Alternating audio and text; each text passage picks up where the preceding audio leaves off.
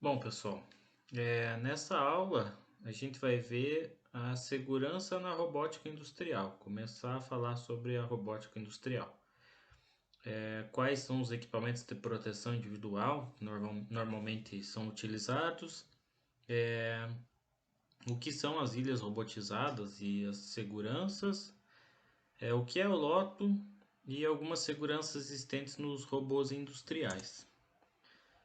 Quais os equipamentos de proteção individual utilizar quando vou trabalhar com robô? Primeiro é bom senso, a gente precisa analisar ali, verificar, né, os riscos que correm, então é melhor pecar pelo excesso do que pela falta de EPIs. Mas também vai depender do processo, então se você está trabalhando lá num processo solda a ponto, vai precisar de óculos de proteção por causa do splash de solda. Se for num outro processo, pode não ser necessário. Se você não está num local que é, é muito ruído, tem um ruído alto, você vai precisar de protetor auricular. Se for mais alto ainda, talvez protetor daqueles de plug e o concha por cima. Vai depender também do cliente. Às vezes o cliente tem alguma norma interna que ele vai te pedir alguns equipamentos mínimos, mesmo não havendo um risco grande naquela área, ele vai pedir que você utilize. É, Às vezes ele já prevê um deslocamento teu dentro da empresa, então ele pede para que use lá um colete refletivo para que outros funcionários possam te identificar. Vai depender de legislação também, né? Então no Brasil a gente está acostumado, mas às vezes você pode fazer um trabalho fora e ter uma outra legislação. Então é interessante conhecer também, se for fazer algum trabalho, para poder estar adequado à legislação local, além de estar trabalhando de forma segura. O que é comum a gente utilizar nos trabalhos na robótica é o trabalho com o capacete, se tiver algum risco de queda, né, de algum material, se tem alguém trabalhando com andaime, com uma plataforma elevatória próxima, alguém realizando algum outro trabalho, eu vou utilizar o capacete com a jugular. Caso eu esteja trabalhando somente com o robô ali, fazendo algum trabalho de alteração no programa do robô, algum trabalho mais simples, eu posso utilizar o casquete, que vai fazer a proteção ali necessária para esse trabalho. Depende da empresa, eles pedem o capacete, depende da empresa, o casquete. O casquete normalmente fica dentro de um bonezinho, né? Então ele também é mais confortável, mais ergonômico de utilizar. Sapato de segurança, aí vai depender também se você está fazendo algum outro trabalho além da programação. Você vai usar ele com biqueira de aço, biqueira de plástico, aí vai depender do trabalho que você está fazendo. Óculos de segurança e o protetor auricular. Então isso aí é básico, né? O uniforme ali junto com isso é básico para o trabalho com a robótica. Aí os outros EPIs vai depender do processo que você está, de alguma solicitação da empresa. Então, se você está num processo ali de estampa, por exemplo, trabalhando num local onde tem estampa de material metálico, de aço, né? Eu posso ter arestas cortantes. Então o pessoal pede para eu usar jaleco com manga longa, para usar luva anticorte. Se eu estou trabalhando num processo com solda, eu posso precisar usar a máscara para olhar ali o robô executando a solda, né? Ver se tem algum problema, ver olhar o processo em si mesmo, né? Então, esses são alguns outros EPIs, aí vai depender, como já foi falado, de processo, de solicitação do cliente e sempre do bom senso. Normalmente, os robôs industriais ficam instalados em locais delimitados por grades de proteção. Esses locais são chamados de ilhas robotizadas. Então, essas ilhas robotizadas, nesse caso aqui, a ilha está delimitada por grades. E essas grades fisicamente já estão restringindo o acesso à área onde esse robô trabalha. Aqui eu tenho essa restrição por chapas, né? Por ser um processo de solda, o robô está com uma tocha MIG fixada na ponta dele, então, além da proteção de restrição de acesso, eu já protejo com relação à projeção de partículas e a saída dos raios da solda, né? Enquanto está fazendo a solda, isso já faz essa proteção. Mas normalmente a gente tem grades. Essas grades vão fazer então a proteção física para eu não conseguir entrar no local onde o robô está trabalhando. Isso me dá tranquilidade de saber que aonde eu tô, o robô não consegue alcançar, não vai me atingir, eu não corro nenhum risco ali. Passou para dentro da grade, já estou correndo risco, eu já estou na área do robô. É um local de trabalho do robô. Então a gente tem é, alguns, algumas normas para poder entrar nessa área do robô, né? Então, a ilha robotizada, ela tem algumas seguranças já na ilha mesmo, né, na estrutura dela. Aqui ele colocou umas chapas transparentes para facilitar a visualização, mas ficou legal porque a gente consegue ver que está o robô. Eu tenho um dispositivo de trabalho aqui, um outro dispositivo de trabalho aqui. Então, provavelmente são mesas que giram, né? Para poder. O robô está soldando aqui, por exemplo, e o operador pode pôr uma peça aqui, enquanto o operador aqui está colocando essa peça. Depois ele vai para lá tirar a peça que soldou, enquanto isso a mesa gira e o robô vai soldando essa peça. E assim fica o ciclo: o operador indo para lá e vindo para cá, e essas mesas girando e alimentando o processo para o robô. Dentro dessa ilha, a gente tem o scanner que limita a presença de pessoas ali dentro. Então, por exemplo, se uma pessoa ficou ali dentro e alguém tentou fechar a ilha, startar o robô, startar o processo, não é possível porque esse scanner está fazendo essa detecção da área. Então, aqui tem o scanner, esses rainhos vermelhos que estão lá próximos ao piso são os raios de detecção desse scanner de área lá dentro da ilha. A gente tem botão de emergência, então na ilha às vezes a gente tem outros botões de emergência, não só um, né? São vários pontos com botão de emergência. Pressionei o botão de emergência, a ilha vai parar, eu vou entrar em emergência, tudo para ali na ilha. Aqui eu tenho outros raios que são da barreira ótica, da cortina de luz. Aqui a gente tem uma cortina de luz também, mas ela está, nesse caso, desabilitada, não está emitindo os raios, né? Ou está emitindo, mas não está fazendo a leitura nesse momento que o operador está trabalhando aqui. Então, o que, que acontece? A barreira está identificando que tem uma pessoa aqui. Essa identificação, por mais que o robô termine o trabalho dele lá, ele não vem executar o trabalho aqui porque essa barreira não está permitindo. Na hora que o operador sair fora e pressionar esse botão liberando esse posto de trabalho, o robô vem e faz a solda. Daí o operador vai lá naquele outro lado e executa o trabalho lá. Além dessas proteções, a gente pode ter a porta aqui, né? A gente vai dar uma olhada para frente ali nesse outro slide aqui. Então aqui a gente tem também uma ilha. Nessa ilha estão as grades, né? Delimitando. Eu tenho um processo nesse meio aqui, né? Um processo do robô. E eu tenho também uns processos acessórios aqui e aqui. Então eu tenho a delimitação por barreira esse processo e aqui eu tenho uma delimitação física desse processo aqui. O que, que acontece? Esse portão me libera o acesso para dentro da ilha, mas eu tenho outras seguranças que bloqueiam o acesso para outros processos também.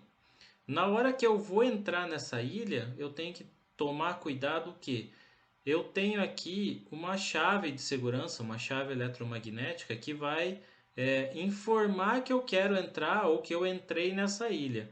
E eu tenho que ver como funciona esse processo. Em cada empresa pode ter uma forma. Então, por exemplo, eu tenho que ir lá apertar um botão solicitando permissão para acesso, que daí na hora que eu solicitei essa permissão de acesso, abrir esse portão, eu vou entrar, o robô para e essa ilha para, mas os processos acessórios não vão parar, vão continuar trabalhando.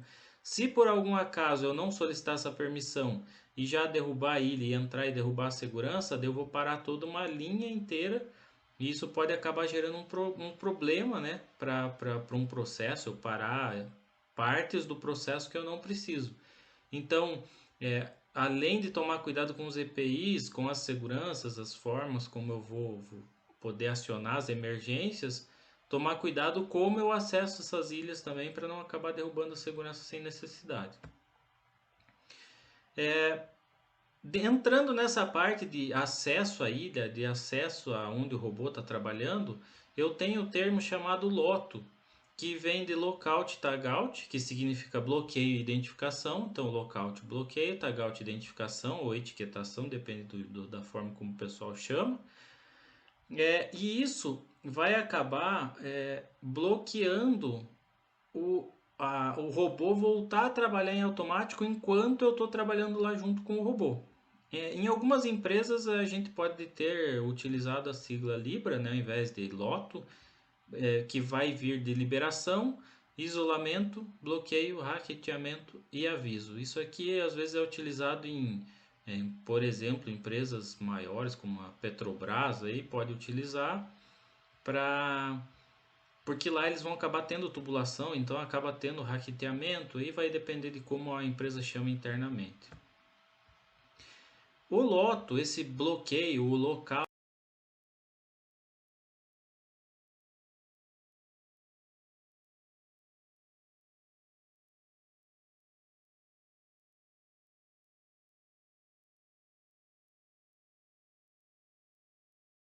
né? O bloqueio, o loto, ele vai, o lockout dentro do loto, vai fazer o bloqueio de energias perigosas. A gente tem várias energias perigosas, né, dentro dos trabalhos que a gente pode executar. Mas a energia perigosa que a gente acaba bloqueando lá mesmo, né, seria de um possível é, colisão, né, uma energia mecânica do robô bater enquanto a gente está executando o trabalho.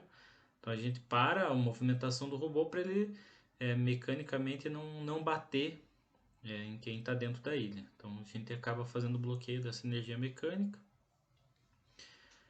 Mas a gente tem várias outras energias que podem ter, eu posso ter também, às vezes, dentro de uma ilha, depende da ferramenta que eu tenho lá, trabalhando no robô, se eu for fazer alguma intervenção, eu posso ter alguma energia pneumática, por exemplo.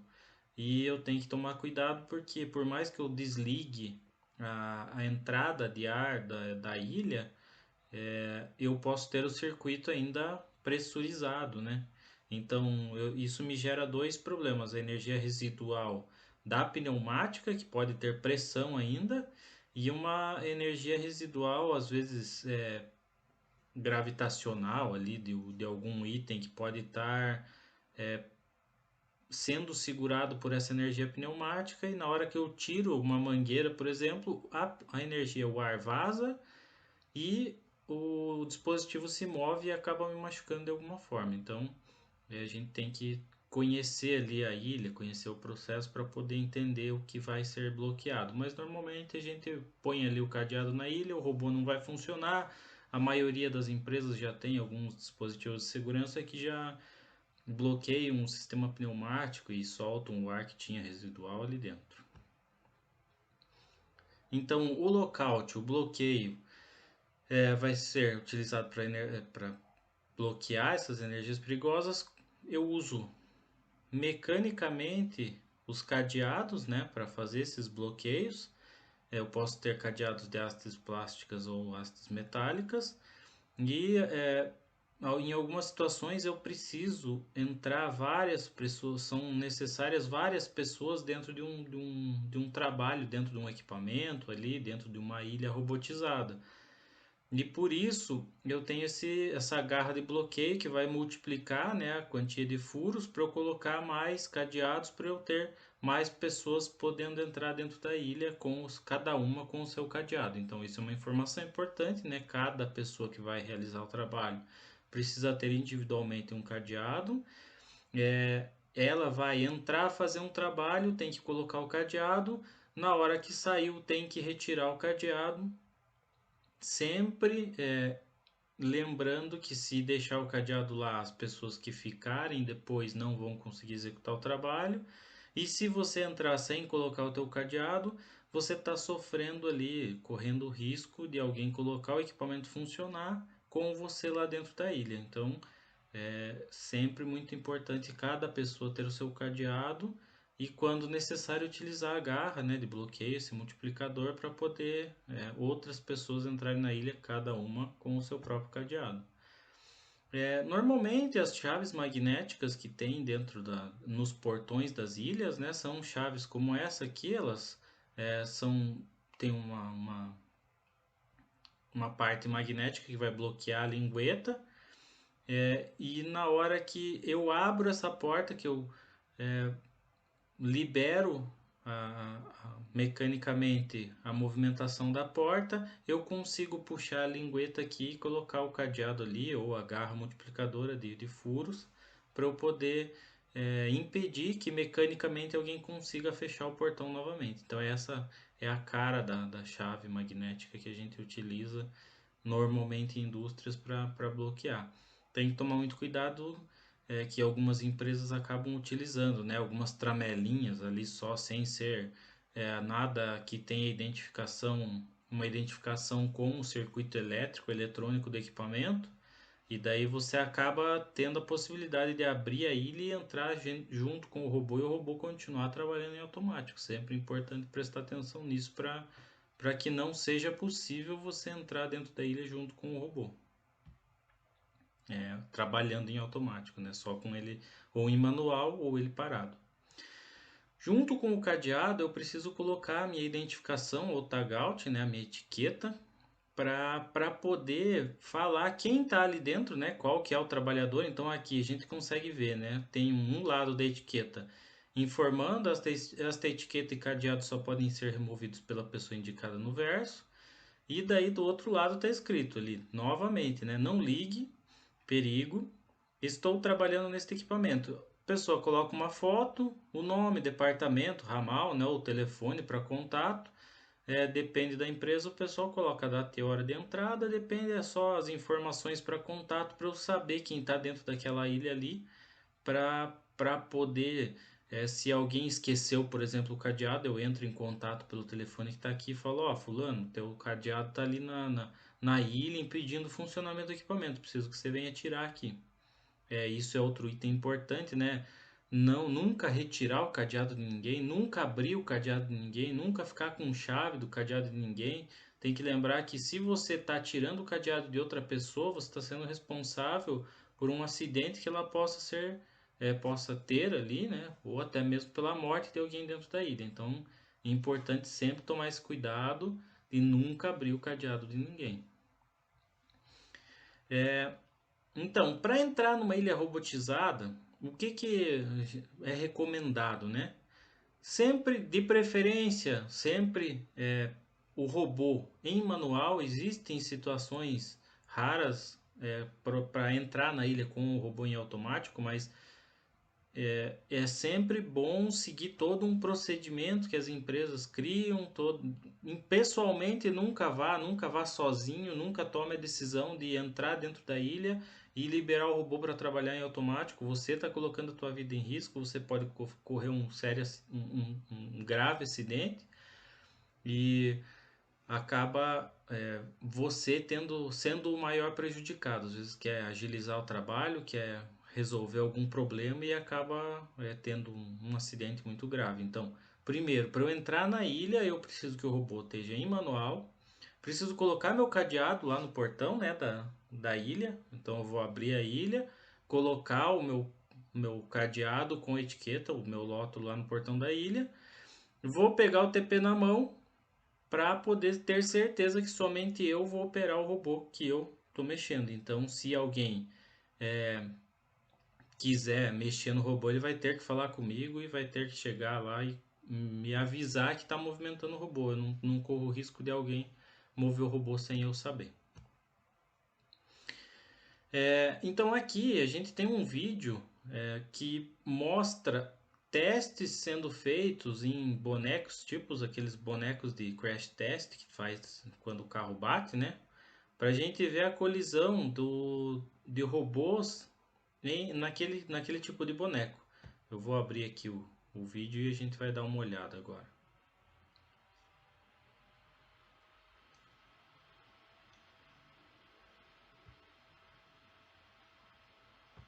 Então, assim, eu tenho aqui esse instituto, né, que fez esses testes, esse teste nos bonecos.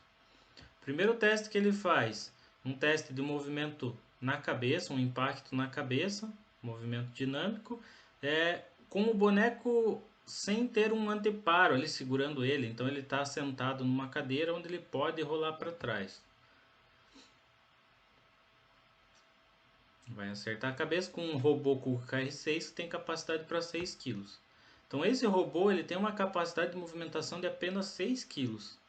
Ele bateu nesse boneco, o boneco voou para trás. Se fosse uma pessoa, com certeza, se estivesse viva, ia estar com danos bem fortes no crânio ali, no rosto, face.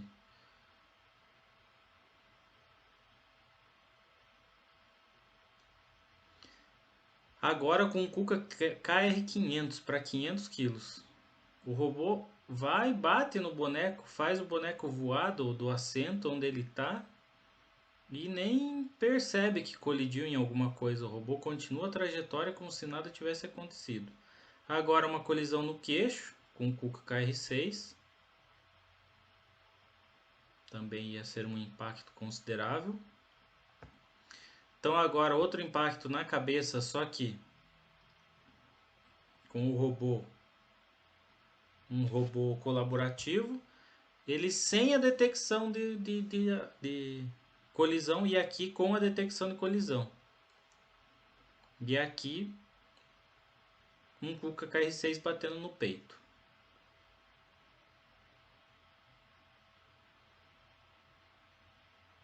Então novamente um robô para 6 kg, uma colisão no peito do boneco. Também o boneco ia ter sérios problemas. Kuka KR500 então para 500 kg. O boneco simplesmente voou como se o robô não tivesse visto nada.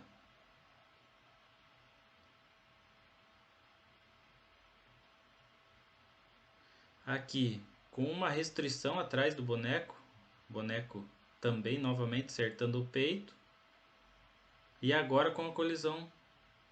Detecção de colisão. Ó. Quando ele detecta a colisão, ele para o movimento, quase não danifica o boneco, vamos dizer. Agora com uma restrição atrás da pessoa aqui do boneco, né? Ele não tem livre para voar, ele acaba enroscando nessa parte de trás dele. Com o KR500.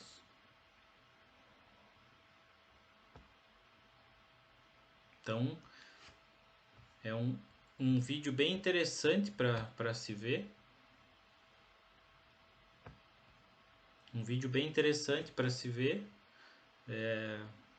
Para você ver o quanto é perigoso eu estar na ilha do robô. E ele em automático, ele vai bater, vai me acertar, vai me machucar, eu não vou nem... o robô não vai nem perceber que isso ocorreu. Então aqui algumas seguranças existentes nos robôs ali. Então eu tenho o TP, isso aqui são vários modelos de TP diferentes, de robôs diferentes, que é o Teach Pendant, que é o controle ali, onde eu comando o robô. De mais para frente, nas outras aulas eu vou falar sobre isso. Esse TP ele tem um dispositivo chamado Deadman, ou Homem Morto, que ele funciona da seguinte forma. Esse cara aqui são essas partes amarelas, então tanto esse quanto esse. Esse cara aqui são essas partes brancas aqui, essas duas barras brancas e esse botão branco aqui. Esse cara aqui é esse botão quadrado aqui.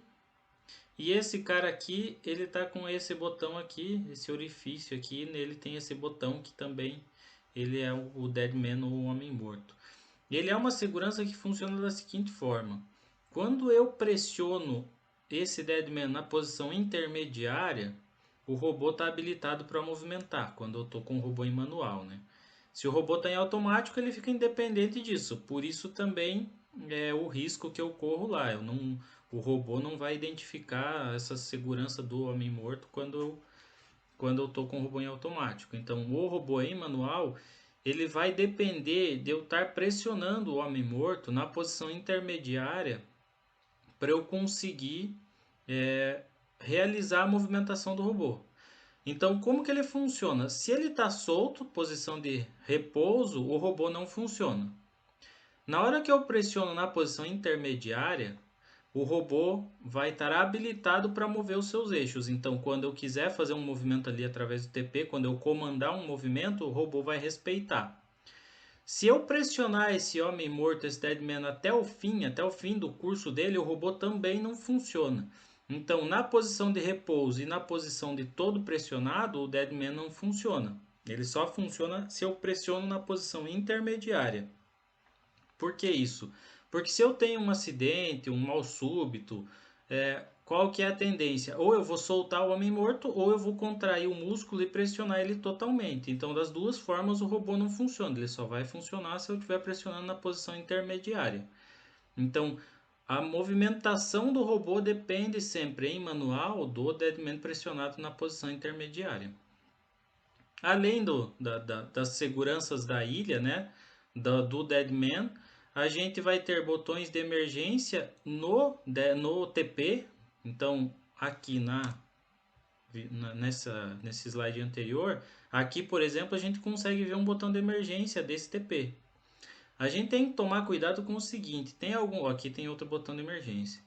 Em alguns TPs desses, eu consigo, depois que eu coloquei o robô em operação, eu consigo retirar o TP. E o que o fabricante fala? Na hora que eu retiro esse TP e deixo o robô trabalhando, é sempre importante eu tirar o TP da visão do operador de próximo do robô, por quê? Porque esse TP vai estar ali com o botão de emergência, logicamente não operacional, porque eu retirei o TP, eu desconectei ele do painel. Mas às vezes num momento de acidente eu posso não lembrar disso, ou o operador pode não perceber isso e ir lá e apertar esse botão não responder. Então esse é o cuidado só tem que ter, né? Se eu retiro o TP do painel, do controlador do robô, é sempre importante eu tirar esse TP de próximo do robô, tirar esse TP da vista do operador para ele não se confundir com aquele botão de emergência, porque aquele botão não vai estar operacional. A gente tem outras seguranças, são os limites de deslocamento dos eixos. Então eu consigo limitar até onde os eixos vão se mover, tanto com batentes mecânicos quanto por posição em software. Eu consigo lá limitar pelo software qual a distância que esse eixo vai conseguir se deslocar. E eu tenho a proteção de sobrecarga também, mano. Então, no momento que o robô tem uma colisão, os eixos vão detectar isso e vão acabar gerando um erro lá no robô. Que é naquele vídeo que a gente viu ali, ele tem a detecção naquele robozinho que vai de frente no boneco, ele tem uma detecção de colisão, um com a detecção e o outro sem. Com a detecção ele vai e esmaga o boneco e depois volta.